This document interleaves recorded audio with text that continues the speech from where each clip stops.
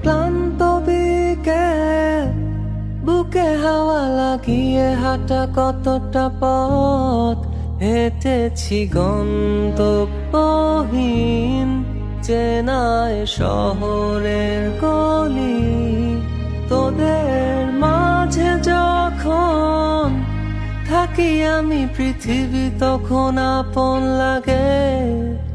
তোরা ভুলে যাস না কখনো আমাদের বন্ধুত্ব।